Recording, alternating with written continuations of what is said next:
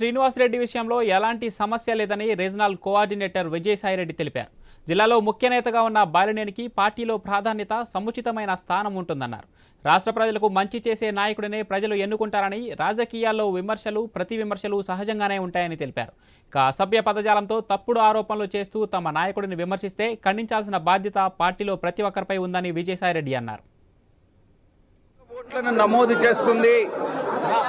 ఎలా గత చంద్రబాబు నాయుడు గారు సీఎంగా ఉండగా 14 సంవత్సరాల్లో ఏ విధంగా ఎన్నికల ఓటర్ల లిస్టుని మ్యానిపులేట్ చేసిందన్న విషయాన్ని తో కూడా ఆధారాలతో కూడా ఎన్నికల కమిషన్కి వైఎస్ఆర్ కాంగ్రెస్ పార్టీ సబ్మిట్ చేయడం జరిగింది. ఎన్నికల కమిషన్ తప్పకుండా చర్యలు తీసుకుంటామన్నటువంటి హామీ ఇవ్వడం జరిగింది. బాలినేని వాసన్న గారికి ఎటువంటి సమస్య లేదు. ఆయన ఈ యొక్క జిల్లాకు సంబంధించి అత్యంత విలువైనటువంటి నాయకుడు. మన జిల్లాకి ఆయనకు పార్టీలో ఉన్నటువంటి ప్రాధాన్యత ఏ రోజుకి తగ్గదు.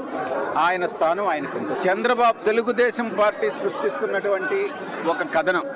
నేను ఒక్కటే చెప్తా ఉన్నాను, రాజకీయ పార్టీ అంటే వైఎస్ఆర్ కాంగ్రెస్ పార్టీ వాళ్ళు తెలుగుదేశం పార్టీని విమర్శించవచ్చు, తెలుగుదేశం పార్టీ వాళ్ళు అలాగే వైఎస్ఆర్ కాంగ్రెస్ పార్టీని విమర్శిస్తారు.